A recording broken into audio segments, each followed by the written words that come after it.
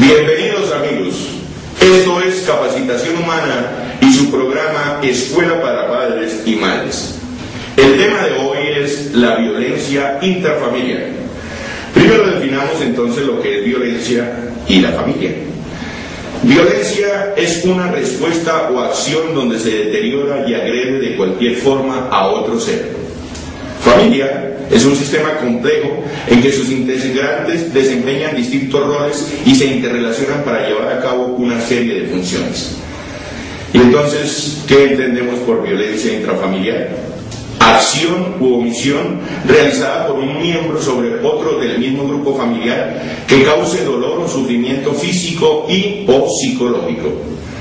¿Cuáles son entonces las causas de la violencia intrafamiliar? La primera causa es la falta de amor. Lo hemos dicho muchas veces.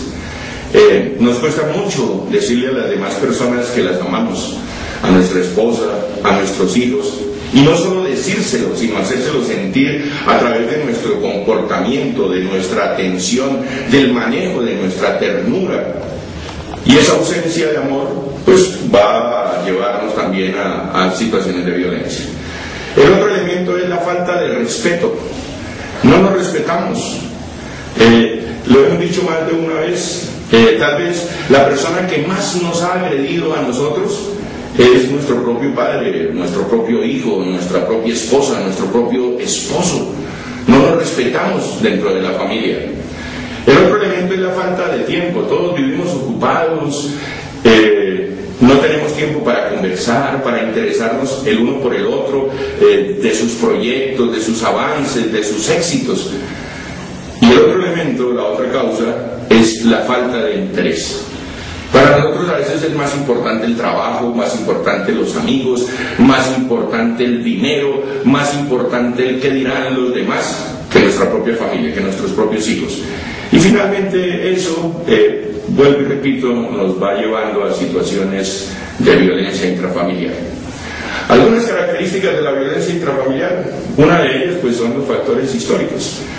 Nosotros venimos de familias que fueron agresivas, donde se golpeaban, donde se decían vulgaridades, donde se era mordaz. Y pues hemos aprendido eso y de alguna manera lo reproducimos. Otra característica de la violencia intrafamiliar es que se da en el ámbito privado. Y entonces por eso es muy difícil de detectar, porque todo el mundo trata de ocultarla, claro, es vergonzosa. Y entonces la ocultamos, y entonces es muy difícil de detectar, nadie denuncia. Y como no se denuncia, entonces se tolera ese tipo de situación y permanece. Y finalmente, tenemos que decir también que influyen algunas situaciones de orden cultural, a veces de orden religioso, ¿verdad? Como que hay religiones que facultan a los padres para que golpeen a sus hijos, lo cual, pues de hecho, no compartimos. Creemos que se puede llamar la atención y corregir sin necesidad de llegar a la violencia. Miremos también entonces cuáles son las modalidades, cómo se manifiesta la violencia intrafamiliar. La primera pues es la que hemos estado tocando más, la violencia física. Golpear, empujar, jalar, pellizcar, todo ese tipo de cosas. Y a veces no solamente lo hacemos con nuestro cuerpo, sino a veces lo hacemos con objetos contundentes.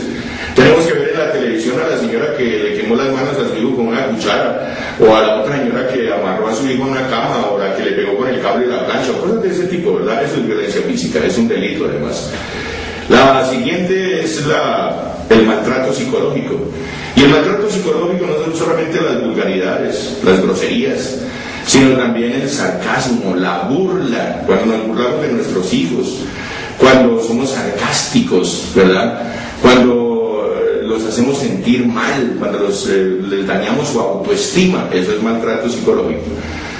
La otra modalidad es el abuso sexual, del que ya hicimos un programa especial.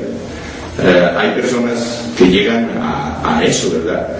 El abuso no solo con los niños, sino el abuso entre los adultos. Recordemos que para que las situaciones de afecto se den, las personas que estén implicadas en la situación deben estar a favor, no una a favor y otra no, porque entonces eso se configura en un abuso. La otra situación de violencia intrafamiliar es la negligencia.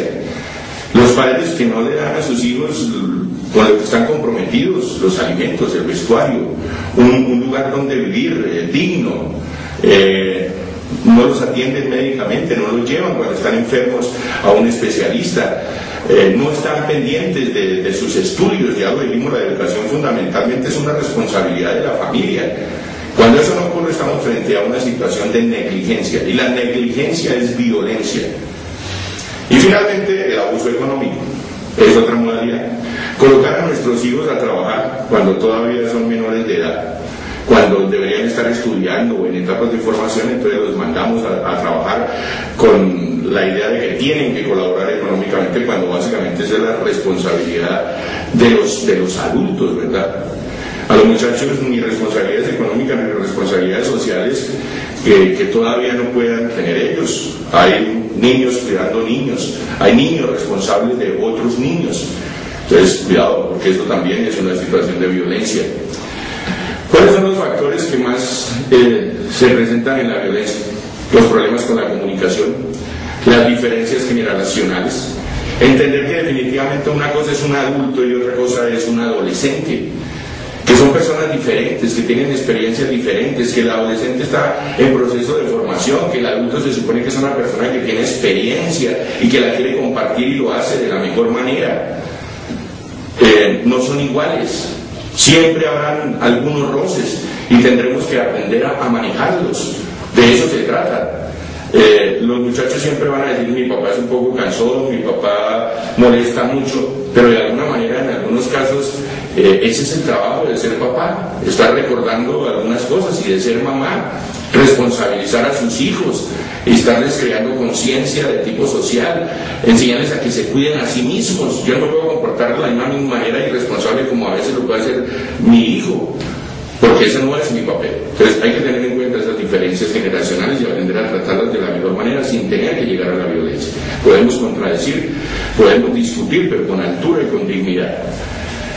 Ahora, cuando la violencia intrafamiliar se da, eso nos afecta y crea unas consecuencias, algunas de carácter individual y otras de carácter social.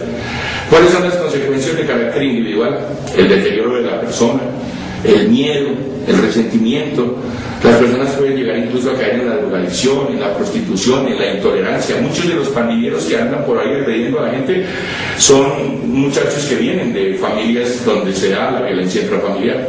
Las situaciones de orden social, se deteriora todo el desarrollo de la afectividad, nos volvemos personas muy desconfiadas, somos desordenadas, nos generamos abandono, tenemos pérdida de valores.